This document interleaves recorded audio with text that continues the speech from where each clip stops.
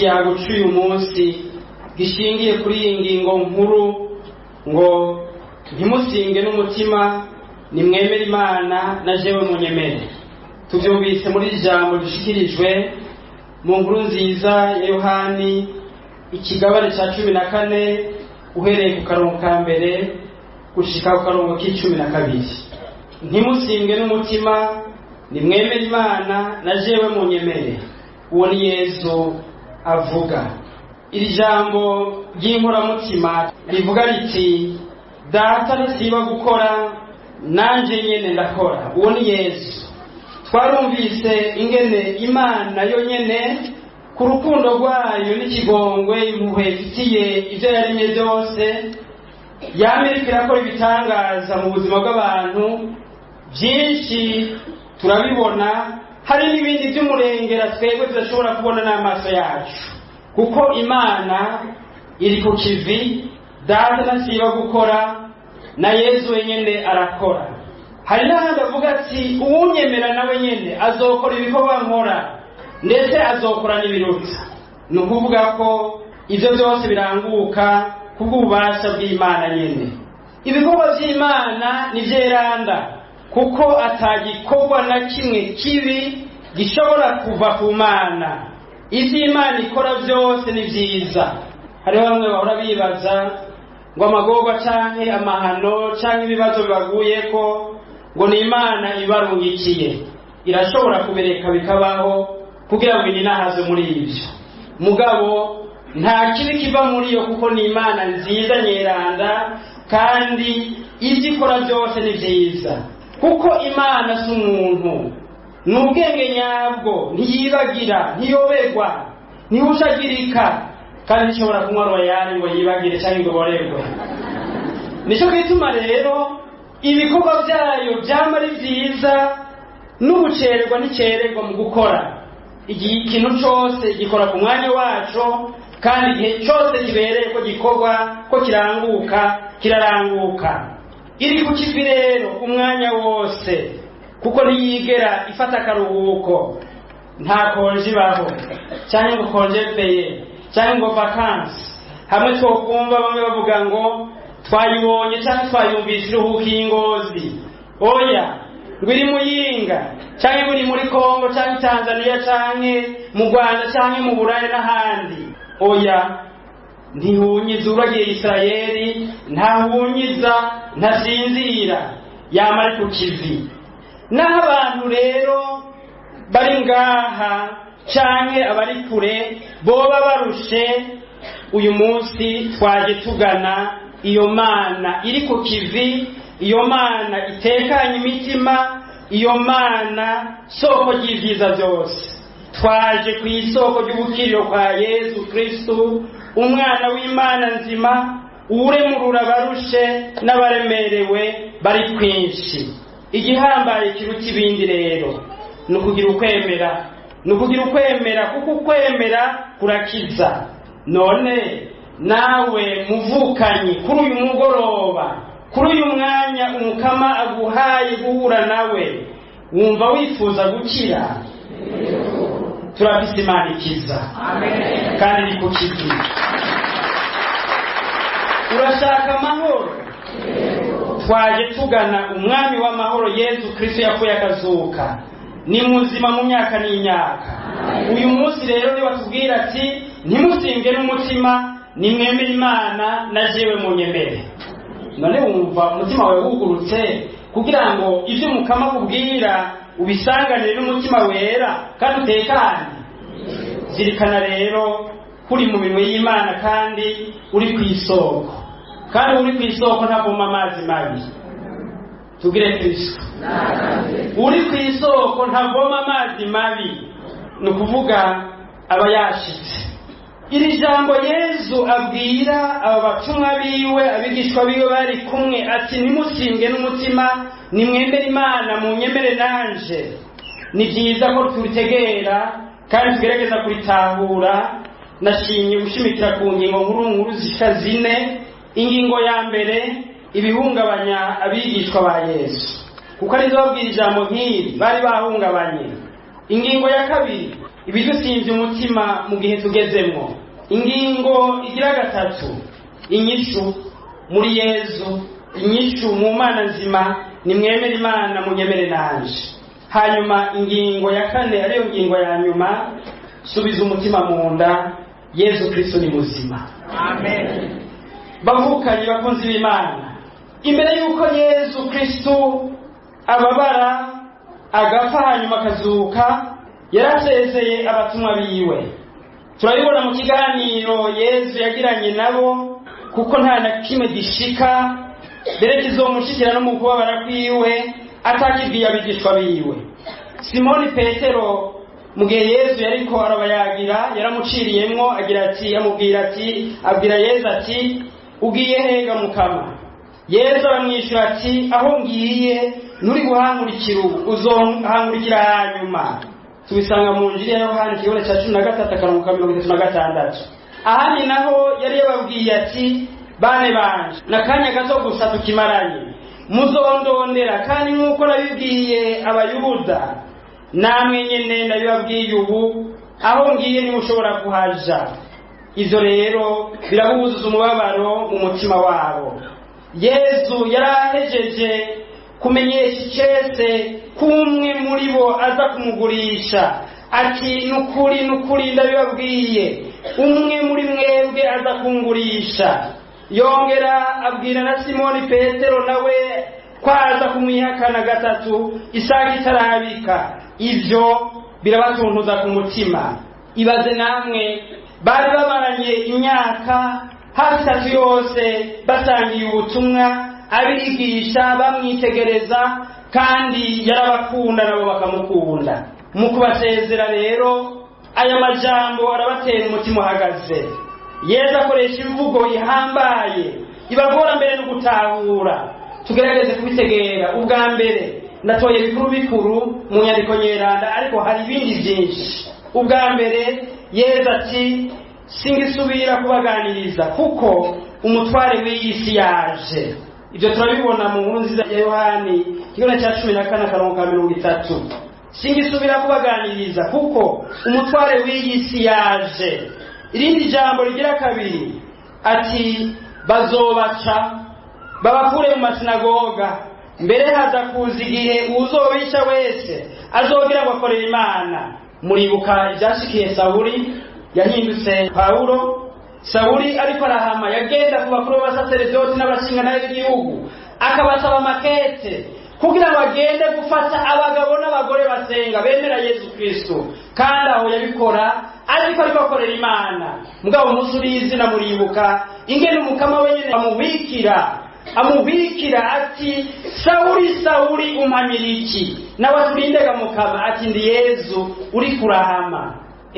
Kahundi nagira ngo ndikumorera Imana, none niko nahama Yezu yapfuye akazuka, araheza gutyo aramwimenyesha nawe aba umutumwa.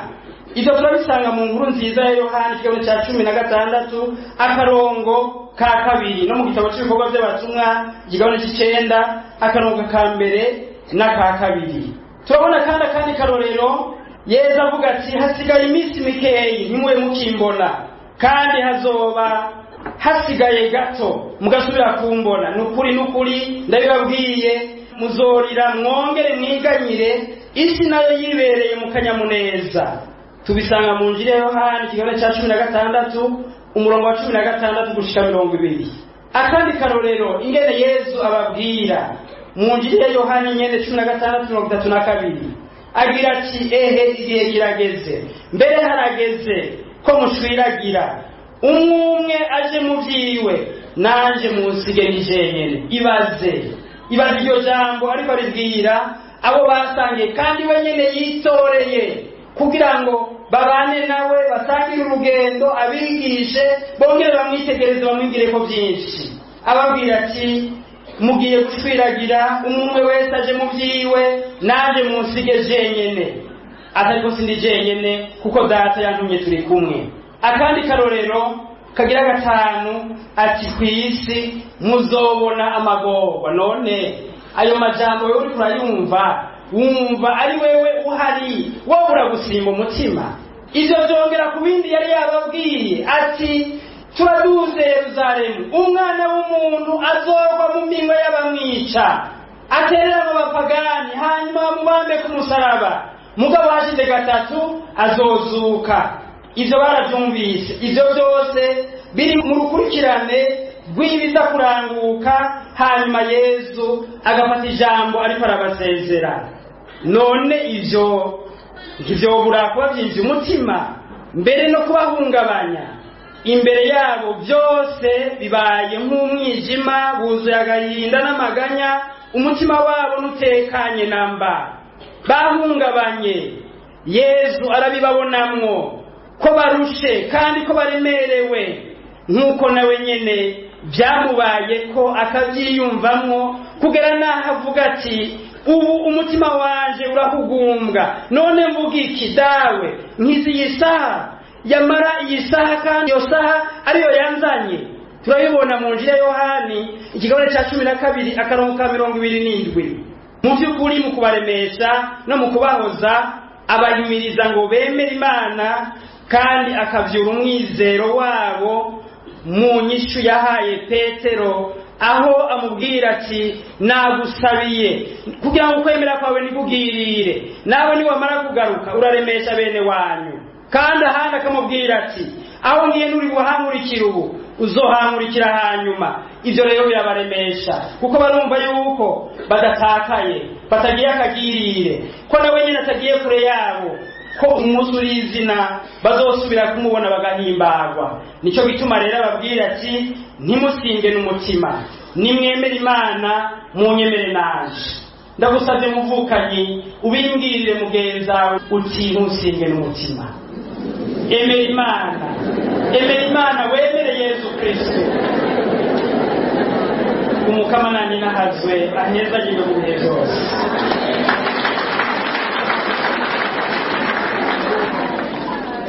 Ego cyane. Ingingo ya kabiri, ibidusinze umutima muri kino gihe tugezemo. Mbega biriho? Sinkekeranya ni byinshi kandi sinibaza ko nshobora kubivuga ngo ndabiheze. Mugabo umwe wese araza kongera ku rutonde ngo mashikirize ibindi ashobora kubona bimuhungabanije cyangwa bihungabanya abantu, bikabyinjira umutima, bikadusimbisha umutima mu gihe tugezemo.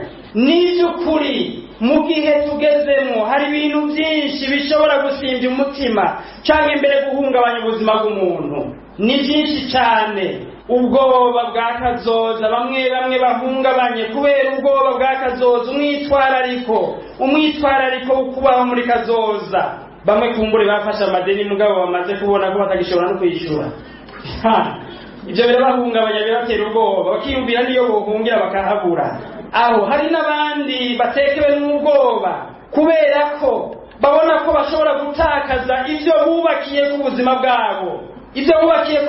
bwabo, naho byoba ari bibi, mu gihe babona ko bashobora kubitakaza cyane ngo bisaba ko bafata ingingo yo kubirekura kugira ngo babivemo. Bakagira ubwoba, bagira ati none ninabiheba nzoca ngira gute, nzoca mbaho gute.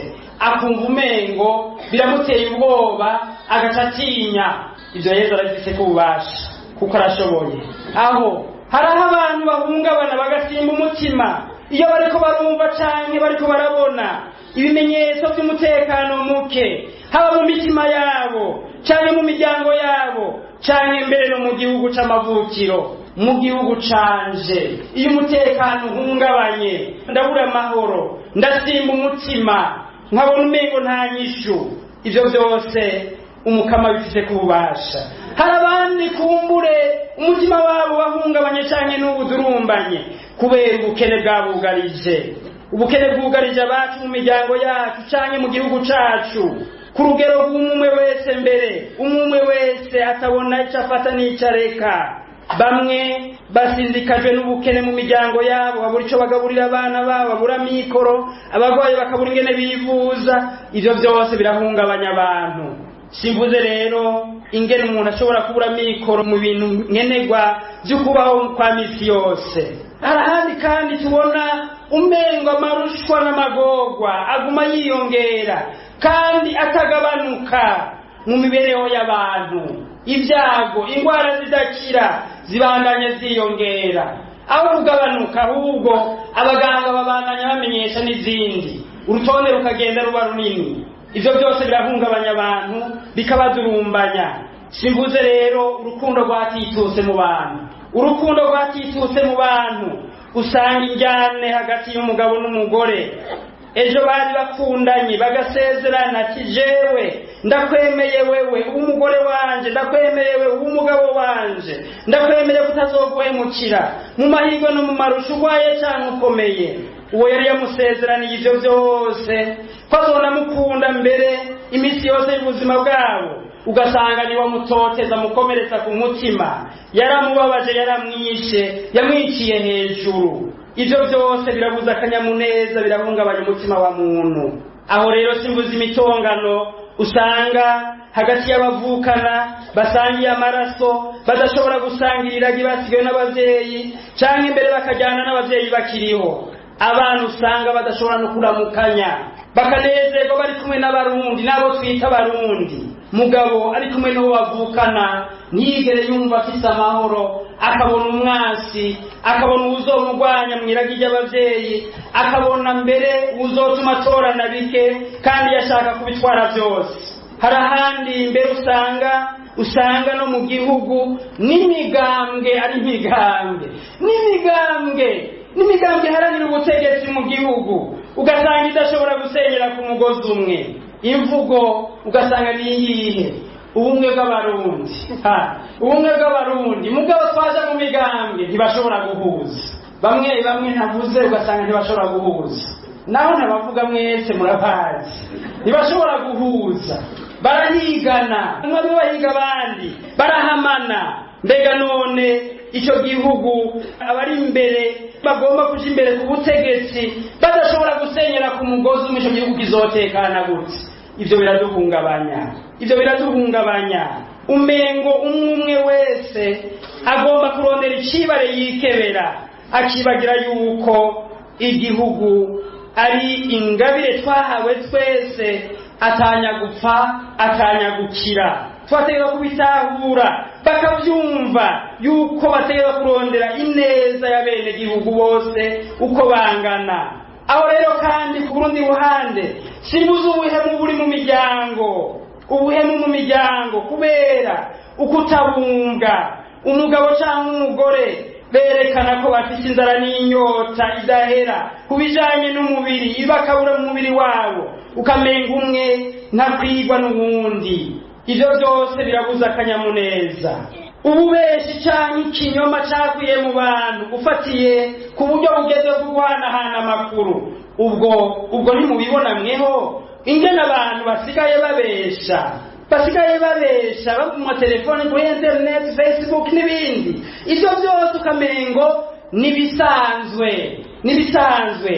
none twotekana gute tumaze kugura ivyanzo sekibi hari ibindi vyibonekeza mu bantu ubu icyo twita kuzigama ibanga bigenda bitituka dufatiye kuri ibyo byose usanga bisigaye bivugirwa hero uwugwaye naho abari mu bitaro abandi bose batamenye ko agwaye n'abagiye kumusuhuza barafotora bagakwiragiza aho n'ababibona ntugire ngo babironka kugira ngo bamusabire oya harabagira ati arakabona agwaye siwe yorubona n'abamuvuma canke abamukorera ko umugani w'abaraho bakaba benshi aho kugira ngo bamwunganire mu magara make yiwe nuko bamwe ariko navuga ko ryabanga tugora kugendera kubera byose bikorerwa hero n'uwagize amagara make agafata itonga baramufotora bakavyerekana bagashira habona ubisanga mu mayira abiri kugira bamumara amaze atetegwe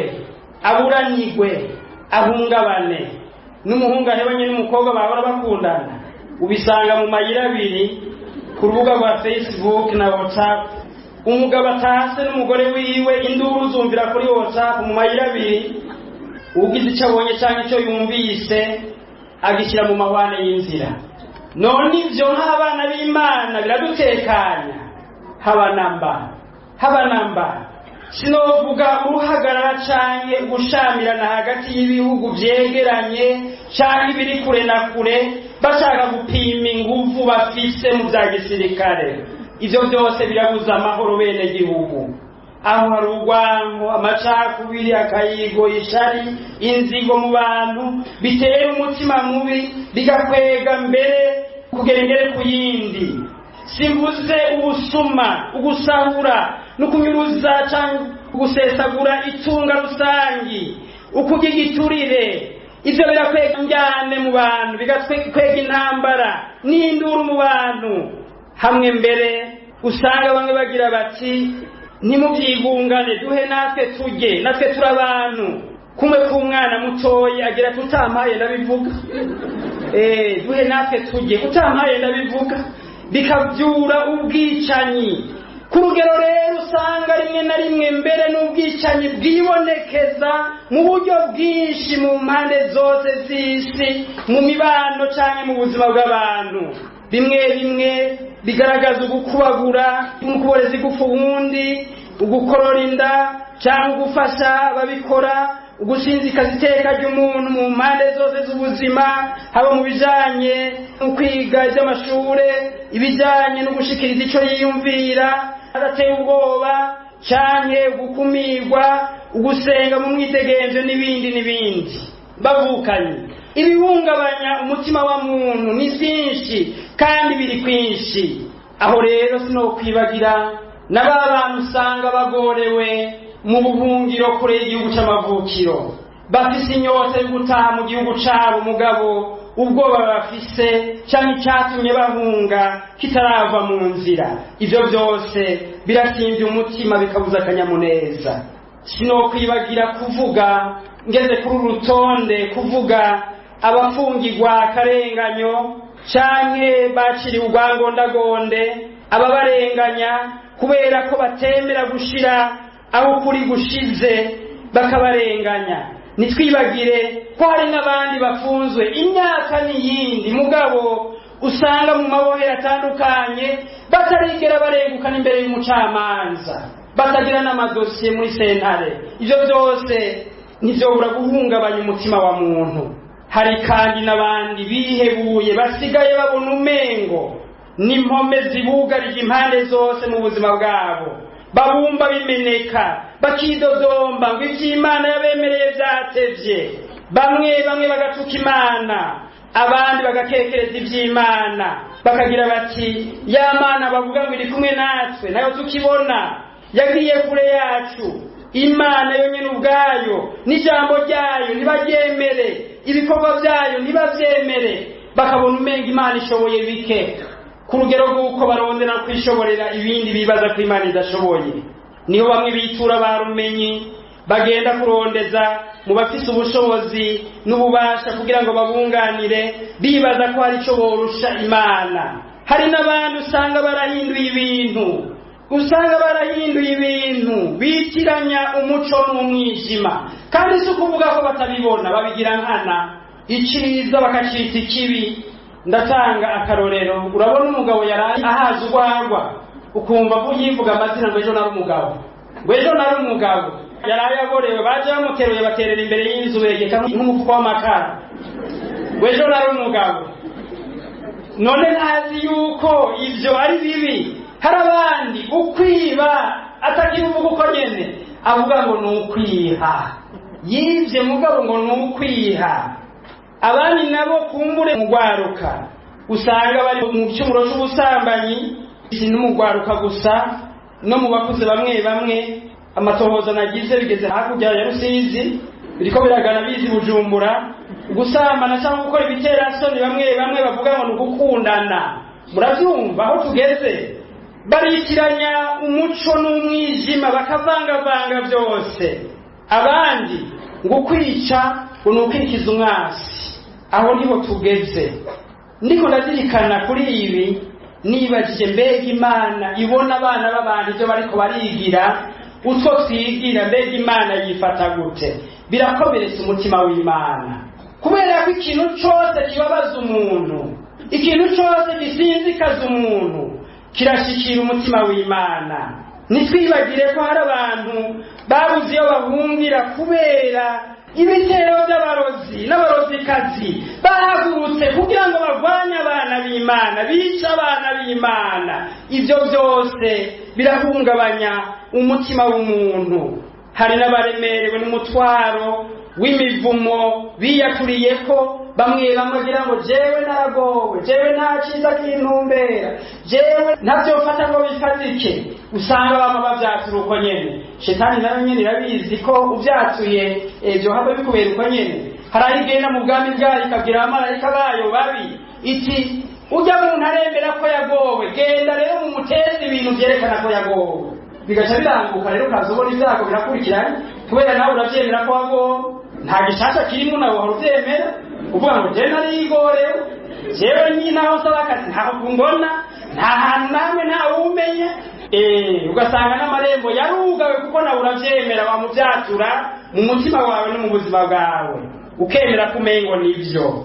Erega bikubera uko nyene kubera iryo jambo riraja mu ngiro, kubera ubasha bw'umwijima buraheza bukaranguka kuri urwo rugero. Hari n'abandi baremerewe n'umuvumo canke ivyo bavugiye ko bibi n'abavyeyi babo canke abandi bantu bafise kububasha.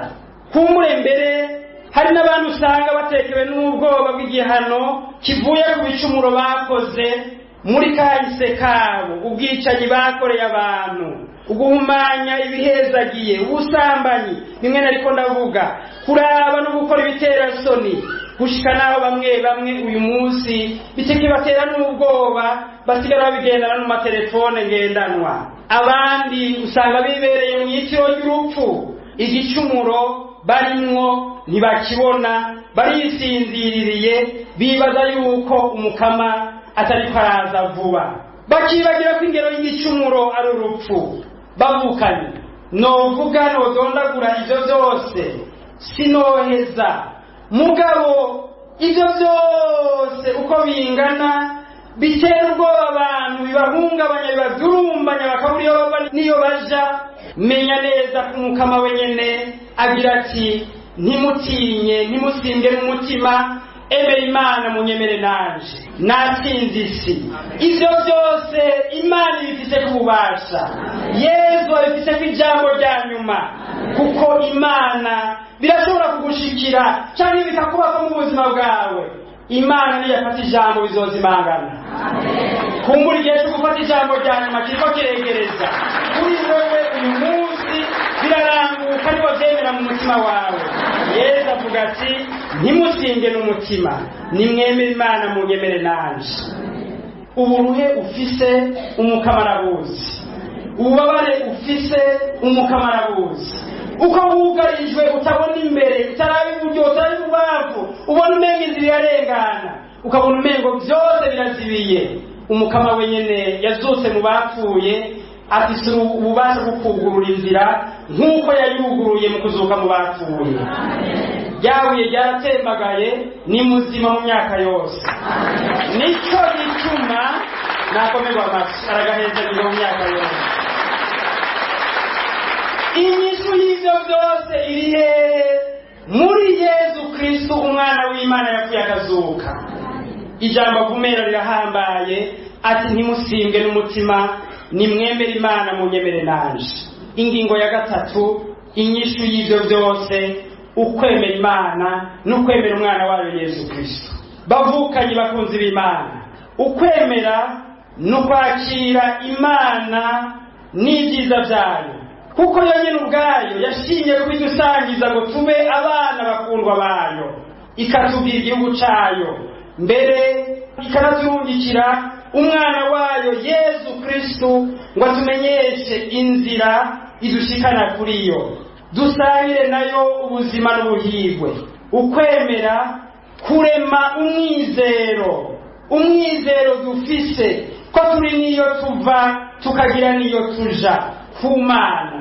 Bavukanye ngire itangazo rihambaye, twebwe abana b'Imana twavutse ubwa kabiri mu mazi no muri mutima mweranda, turafise iyo tuva niyo tuja, turafise Imana, kandi mu rugendo turimo tugenda tugana Imana. Tugenda tugana Imana. Nico gituma muri urwo rugendo duhagarikiwe n'Imana. uhagarikiwe n'ingwarabomba. Ntugire ubwoba rero, mu rugendo urimwo uhagarikiwe n'Imana. Turafise iyo tuva kandi turafise iyo tuja. Muri urwo rugendo kandi uwo tugenda tugana aratubona kandi aratuzi. Umwe wese, uba mugufi cyangwa muremure, uba woze cyangwa ubyibushe, uba wera cyangwa wirabura, uba inzobe cyangwa umufyiri, nk'uko bakunda kubivuga, umukara abanyarwanda nibo bakunda kubivuga. Menya neza yuko ibyawe byose n'agashatsi kari ku mutwe kari ku giharuro. Ntugire ubwoba rero, urafise iyumva, urafise n'iyuje ku Mana. Iyo Mana nayo irakuzi, uko witwa irabizi, aho wavukiye irahazi, umuryango wavukiyemo nawo utagukunda wewe cyangwa umuryango utagukunda, Imana yo irabizi. N'ibyo ukenye n'ibyo ukeneye n'ibikugarije byose irabizi. Gira ukwemera. Ukwemera niko shimikiro nyakuri ry'ibyo twizigiye, nicyo kimenyamenya cy'ibyo tutabona. Turabibona mu ibaruwa ryandikiwe Abaheburayi ikigabane cya 11 akarongo ka mbere. Nicyo gituma rero bavukanyi, nicyo gituma ukwemera kwacu atari amajambo gusa y'ukwemera tugaragaza. Ukwemera kwacu nogira nti n'uguhura n'Imana, tukagira urukundo rwayo, tukagira ko tukagwakira, tukakira ibyiza byayo kuko ariyo yaremye byose, tukongera tukagendera mu nzira yaduciriye nk'uko tubyerekana ijambo ryayo, tukagira ko mbere tukigana ibyabona by'uko kwemera kuva kuri Aburahamu n'abasokuru bacu mu kwemera, abahanuzi n'abatumwa b'Umukama, tuhanze amaso Yesu Kristo we ndongozi y'ukwemera kwacu. Ukwemera rero n'urugendo dufatanya n'abo dusangiye ukwemera bose mu muryango wa Ekleziya, abari muri yo n'abari nyuma yayo bataraza mu muryango, kuko Imana ni umubyeyi wacu twese uko tungana. Imana ni umubyeyi wacu twese uko tungana. Muri yo rero twabaye abavukanyi bamwe n'abandi, kandi duhamagarirwa gutyo kwakira umuvukanyi wacu n'ingabirano twahawe n'Imana, kuko Imana yonyine yamuduhaye ntiyihenze. Imana yagushize muri uyo muryango ubamo, canke yaguhaye ababanyi nk'abo, canke mbere yaguhaye aho ukorera nk'ahajya nawe wobona bikugora, menya ko itihenze, ahubwo utegere neza yuko uhagaze mu kwemera kandi ushingiye muri uko kwemera ushobora no kuzimya umuriro uri kuraka aho uherereye kubw'ububasha bw'ukwemera. Kubw'ijambo rimwe gusa Yesu wenyine nk'uko abibwira abigishwa biwe ati, icyo muzosaba cyose mwemera ko muza kukironka, uko kingana kose muzokironka. Tubisanga mu Injili ya Mariko ikigabane cya 11 akarongo ka 24. Bavukanyi bakunzi b'Imana, ukwemera kandi n'ingabirano iva ku Mana, kandi Imana niyo yatwugururira irembo ry'ukwemera, nk'uko tubibona mu gitabo cy'ibikorwa by'abatumwa ikigabane cya 14 akarongo ka 27. Imana niyo yatwugururiye irembo ry'ukwemera. Bavukanyi, tubitegere neza yuko uwambaye ikirezi ntabona ko cera.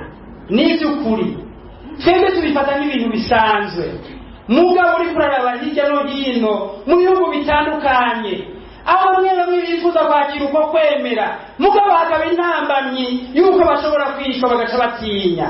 Mugabo twebwe twakiriye uko kwemera, tukaronka abatwigisha, tukakira inkuru nziza ya Yesu Kristo, kandi tugashobora no kubivuga ku mugaragaro atari twinona, tubona umengo ni ibintu bisanzwe. Mugabo nogira nti n'ingabirano idasanzwe, kuko Imana yonyine yatwugururiye iryo rembo ry'ukwemera ikwiye gushemezwa kubera rwa rukundo yadukunze. Ibyo byose ibitugira kubera urukundo yadukunze tutanabikwiye, kuko wewe wiravye ubuntu wewe ikintu cokega kwega Imana kugira ngo igukunde cyo bari iki. Ushobora kuba umuntu akayobe ufise cyane ngo nakazuru keza gasongoye cyane imishatsi irende cyane amaguru maremare cyane inzara nziza, reka imana idukunda uko turi kandi umwe wese iramukunda urukundo yiharije.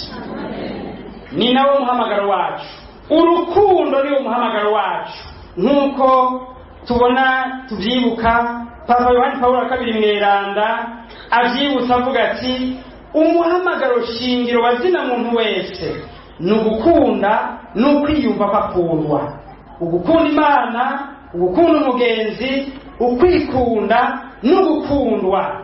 Nguyu umuhamagaro wa zina muntu wese.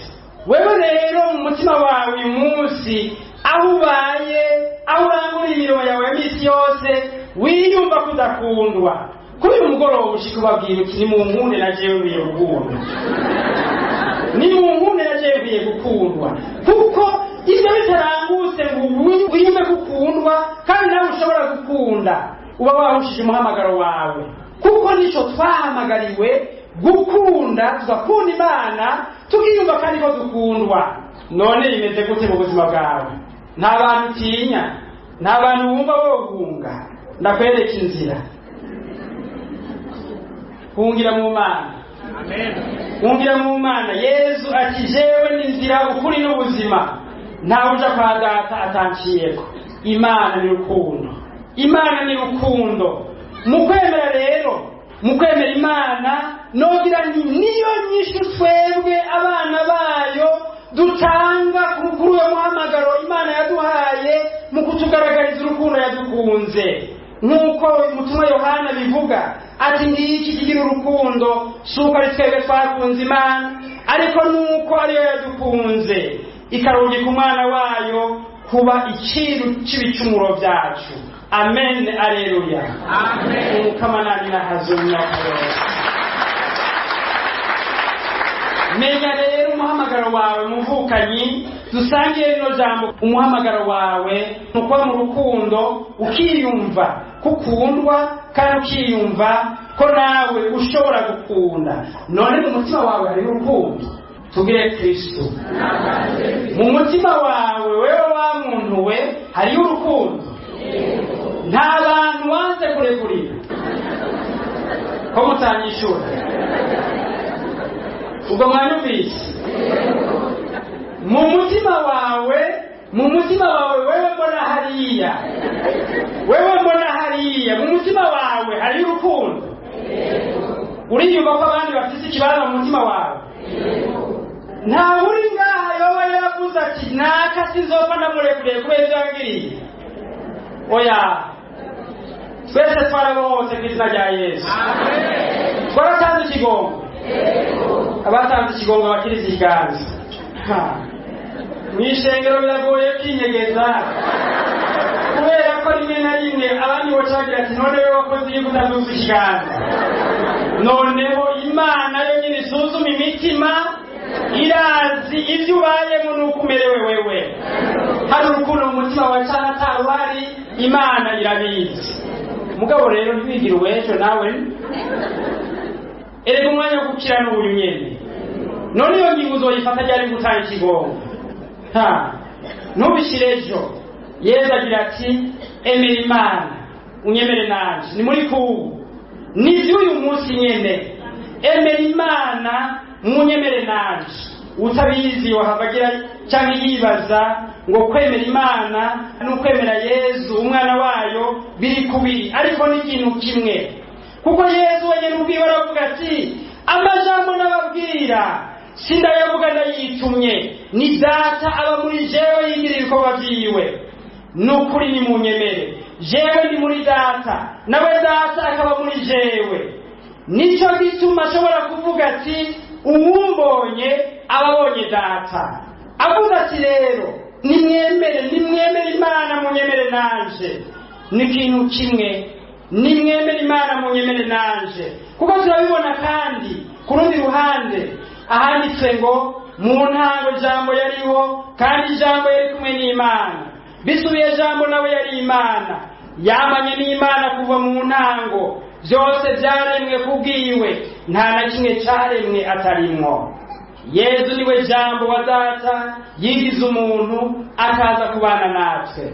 Niwe mwana w'Imana yamanutse akaza guhura n'umwe wese mu mayira yacu navuze ko turi mu rugendo, yaje guhura n'umwe wese mu mayira yacu kugira ngo dushikane iwacu mw'ijuru kwa Data.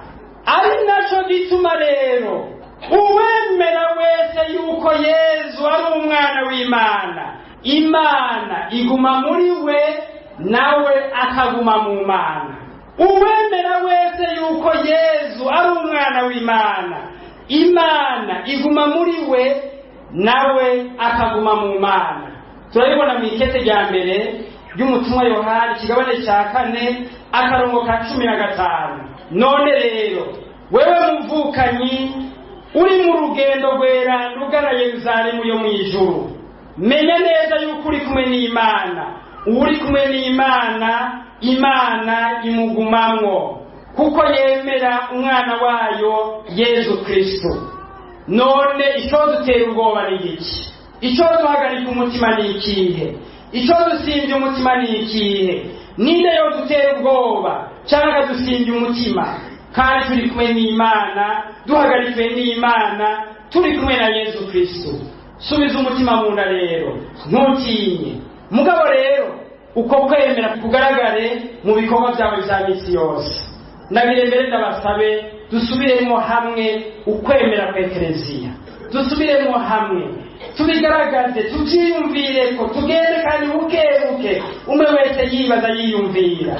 Nemera Imana imwe rudende dushobora byose, yaremye ijuru n'isi, ibiboneka n'ibitaboneka. Nemera kandi Mukama Yesu Kristo, umwana w'ikinege w'Imana, yajawe na Data n'Imana, n'Imana iva ku Mana, n'umuco wa muco, n'Imana y'ukuri iva ku Mana y'ukuri. Yajawe ntiyaremwe, asangiye kamere na Se, byose byaremewe kuri we. Yavuye mw'ijuru bwake bw'abantu, kugira ngo adukize. Yihaye umubiri mu nda ya Bikira Mariya, kubw'umutima mweranda yigira umuntu. Yongera abambwa ku musaraba ku bwacu, kuri Ponsiyo Pilato, arababara, araheza asuka ku munsi wa gatatu nk'uko byari byaranditswe. Hanyuma yurira mw'ijuru, yicaye iburyo bwa Se, kandi azogaruka n'umurinazwa, aje gucira urubanza abazima n'abapfuye. Ingoma yiwe ntizobigera. Nemera kandi umutima mweranda, umukama ariwe soko y'ubuzima, agomoka kuri Data na Mana. Turamusenga kandi turamuninaza nk'uko tubigirira Data na Mana, niwe yakubwiye mu bahanuzi. Nemera kandi Eklezia imwe nyeranda Katolika kandi ishingiye ku batumwa. Nemera kwibatisa imikuru y'ibicumura y'imesa, ndorere izuka y'abapfuye n'ubuzima buzokurikira. Amen. Dukomere amashyi Imana. Bavukanyi ukwemera kurakiza. Ndumva mu mutima wanje n'ijwi rinyemeza ko hari abakize kubera batuye ko bemera. Amen. Yesu ati ntimusinge n'umutima, nimwemere Imana munyemere nanje. Mu kwemera ko Imana ari dawe, tukemera ko yaduhaye umwana wayo Yesu Kristo, tukemera kandi umutima mweranda, bituzanira ubukiro. Kandi ku rundi ruhande ijambo ry'Imana yatumenyesha neza yuko uwemera mu mutima wiwe yuko Imana yazuye Yesu mu bapfuye, akagira akavyatura mu kanwa kiwe, uyazokira. Ni ijambo ry'ukuri. None rero natwe umwe wese ku ruhande rwiwe aheze yibaze, none Imana twemera ko ari Imana y'urukundo, Imana yuzuye ikigongwe, Imana y'imbabazi. Turemera yuko uko yarejo ariko uyu munsi bizoka mu myaka yose. Nitwaba tubyemera, ibyarangutse kuva na kera biraranguka no ngaha nyene, kuko Imana iri kumwe natwe kandi iduhagarikiye muri byose.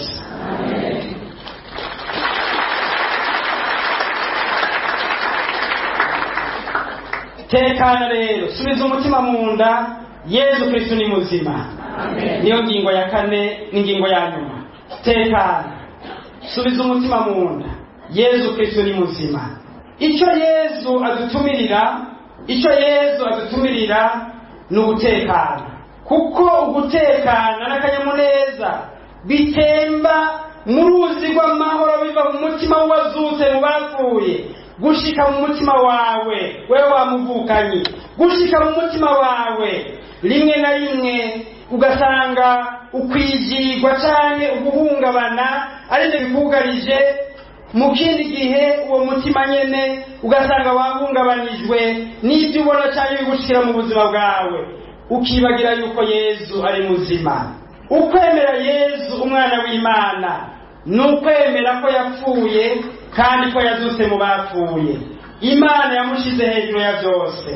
Turabibona mu ibaruwa Pawulo mweranda yandikiye Abanyafilipi, ikigabane cya 2 kuva ku karongo ka 5 gushika ku karongo ka 11, ngo masome iki kigabane cyose. Iki gice kuva mu kigabane cya 2 Pawulo yandikiye Abanyafilipi, mu ibaruwa yabandikiye ikigabane cya 2 akarongo ka 5 gushika ku karongo ka 11, avuga ati mwamane muri mwebwe umutima umwe ujya nyene Kristo Yezu yari afise. We naho yamyeho mu kamere y'Imana atigeze yihambirira kugungana n'Imana, ariko yigize ubusa afata kamere y'abasuku. Mu kwigira umuntu asa n'abandi yigengeje nk'umuntu asanzwe, aricisha bugufi, aragamburuka gushika apfe, kandi apfa urupfu rwo ku musaraba. Nicyo cyatumye Imana imushira hejuru ya byose, ikamugabira rya zina nyaryo rirengeye amazina yose, kugira ngo ku izina rya Yezu bose bakubita ibifukamiro hasi, abari mu ijuru, abari ku isi, n'abari mu kuzimu, kandi ngo ururimi rwose rwature yuko Yezu Kristo ari umukama mu buninahazwa bw'Imana se. N'ijambo ry'Imana. Bavukanyi, ukwemera Yezu Kristo umwana w'Imana nukwemera ko yapfuye kandi akazuka mu bapfuye. Imana yamushize hejuru, yamuhaye izina rirengeye ayandi mazina yose. Niwe mukiza, kuma abatumwa babishingira intahe. Turabibona mu gitabo cy'ibikorwa by'abatumwa ikigabane cya 4 akarongo ka 12, ati bisubiye mu ijuru, ku isi no mu kuzimu kw'inyenga, nta wundi muntu n'umwe yigeze yitwa izina rishobora kudukiza. Iryo zina ni Yezu umwana w'Imana. Yezu n'umukiza, kandi niwe wenyene amahanga yose nabimenye, ku isi yose yizi kagera, nta wundi mukiza dufise. Muhammad ntiyashoboye kudukiza, Kitabu ntiyashoboye kudukiza, n'abandi bose, kandi abo bose abandi mvuze barapfuye kandi ntibazutse. Ariko uwo twemera twebwe, uwo twahawe, Yezu umwana w'Imana nzima, yarahambwe, ariko hashize 3 yarazutse. Amen. Nico bituma hariyo bamwe bibaza ko ari ibintu bisanzwe. Ari ijambo rivuga ngo kugira ngo ku izina rya Yezu bose bakubita ibifukamiro, abari mu ijuru, abari ku isi, n'abari mu kuzimu. Bari abayisilamu bose mubona hirya no hino canke mu ngo mu micungararo ya hehe, bose bazokubita ibifukamiro imbere ya Yesu. Amen. Burya mwahisemo neza, mwahisemo ikiruta ikindi. Umukiza ni umwe ku isi yose, si ku isi gusa, mu ijuru no mu kuzimu kw'inyenga. Yesu ni umukama kandi n'umukiza. Umwemera rero ari ubuzima bwuzuye. Abandi bose babuze karumenye, bari barambizwa imiti, bari baragira gute batongera ibintu, bose ku muhera wa byose ibifukamiro bizokubita imbere ya Yesu.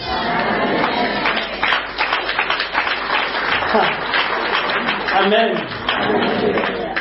Ndiko ndazirikana ahantu numvise agahinda mu mutima wanje, nibutse isinzi ry'abakristo bagenda bagana abapfumu n'abarozikazi cyangwa abarozi barondera ibyo bashobora kubahumuriza cyangwa ibyo kiza imibiri yabo. bakibagira ko basize umukiza agaba byose kandi ari mu mitima yawe, ari mu buzima bwawe. Tugire Kristo. Mugabo ko ndababonye ndatekanye, ko ndababonye ndatekanye, kuko namwe ndabitegereje, ndabona ko mwemera ko Yesu ari we mukiza wenyene mufise. None uravyemera mu mutima wawe ko ari we mukiza w'ubuzima bwawe? Kuvyemera ni kimwe, kubigendera ni ikindi. Uremera ko ari umukama agaba byose mu buzima bwawe? Itunga ryawe rifise mu minwe? Wararimuhaye? Uraraba neza. Umwanya ukoresha ku telefone ungana iki? Umwanya ukoresha mu kuganira na Yesu ungana iki? Gereranya urabe. Umwanya munini uwuwe wo ku telefone. None Yesu agaba telefone yawe. Wemeye ko ari umukama, wemera yuko ari waganza byose, n'ibyawe byose ukagira uti Yesu, n'ibyanje byose ngibi. Kumwe kwa Zake agira ati mukama, n'ibyanje byose ngibi. None bamaze kugira kugero kwa Zake yahindutse akagira umukama Yesu iwe, akagira ati mukama byose ibyanje byose ngibi. None wowe wawe byose Yesu arabigaba ko amazi agabanutse? Wowe byose Yesu arabigaba? Amafaranga yawe Yesu arayagaba? Televiziyo yawe Yesu arayigaba? Inzu yawe Yesu ni wayigaba? Nta kibazo wamwimiriye? Umwe wese ku ruhande rwiwe niyibaze, umwe wese ku ruhande rwiwe niyibaze. Ariko tubitegere neza, Yesu niwe mwana w'Imana kandi niwe mukama. Niba mwemera rero nawe kaganza ubuzima bwawe ukaba umuhereza mukama, nungenza ukushaka. Kumwe batumwa bavuga bati Yesu babagije ati namwe mushaka kwigira. Petero yishenga iki? Ati mukama, turi bwirukirende wundi ko ari wewe ufite amajambo y'ubuzima budahera. Twewe twaramenye kandi turemera yuko uri umweranda w'Imana. None nawe uravyemera mu mutima wawe? Abemera ko Yesu yapfuye akazuka baduze ikiganza. Yesu nabahezagire. Yesu nabakoreko kandi ahindura ibyanyu bishasha, kuko uyu munsi nyine agomba kugira byose bishasha. Agira ati raba nari narapfuye none ndi muzima mu myaka yose, mfite imfunguzo z'urupfu n'iz'ukuzimu. Bya bindi byose bigusivye umutima, bya bindi byose bikubuza akanyamuneza, bya bindi byose bikubuza gutekana, bya bindi bigutera ubwoba kugira naho wanga kurekurira mwene wanyu, ibyo byose Yesu amaze guhambwa yabihambye mu ruhafu rwiwe. Amaze kuzuka yazutse kugira ngo nawe witegenze. Uyu munsi nawe witegenza kuko Yesu ari muzima. None rero umukama adufashe natwe tumenye neza yuko mu kwemera Yesu umwana w'Imana, nkuko nabivuze, dufise iyo tuva kandi dufise iyo tuja. Ko dufise iyo tuva niyo tuja, Yesu wenyene yagiye kudutegurira ikibanza, hanyuma azogaruka tujane kugira ngo ahari abariho natwe tuba, kugira ngo ahari abariho natwe tuba. None urifuza kuba ahari? Aho hantu urifuza? Aho hantu ni heza, hatagira amarira, hatagira ubukene, hatagira indwara, hatagira iterabwoba, hatagira ububabare, hatagira urupfu. Aho hantu ni heza. Muri Yesu umwana w'Imana yapfuye akazuka, niho dushobora kuhashika ntitwamwemera natwe. Arakaninahazwa, aragahezagira ubuno myaka yose. Fata akayira rero, fata akayira, fata ingingo kugira ngo ukurikire Yesu, wiyambure ibyo bintu byose ubona mu buzima bwawe adashaka. Wiyambure ibyo bintu byose bibuza Imana gukora mu buzima bwawe no mu muryango wawe, kuko rimwe na rimwe hari aho tumubera intambara, hari aho guteza Imana gukora, tugateza igikorwa cy'Imana kuranguka. Kandi niwuburira Imana mu buzima bwawe no mu muryango wawe, uzora ibitangaza Imana izorangura mu kugira byose bishasha, atari kubifatira hamwe mugabo kimwe cyose ukwaco. kimwe cyose ukwaco, ibigutera ubwoba kurusha ibindi, ibigusize umutima kurusha ibindi, ibiguhungabanya cyangwa ibyaguhungabanije kurusha ibindi, kimwe cyose ukwaco. Yesu agira ati byose ndabigize bishasha. None rero yemeze utambuke mu nzira Yesu yaguciriye, iyo nzira igushikana kwa Data kandi ikumwanisha n'Imana nzima, aho uzibanira n'Imana ubutagifa mu buhirwe budahera hafi y'Imana nzima. Amen, aleluya.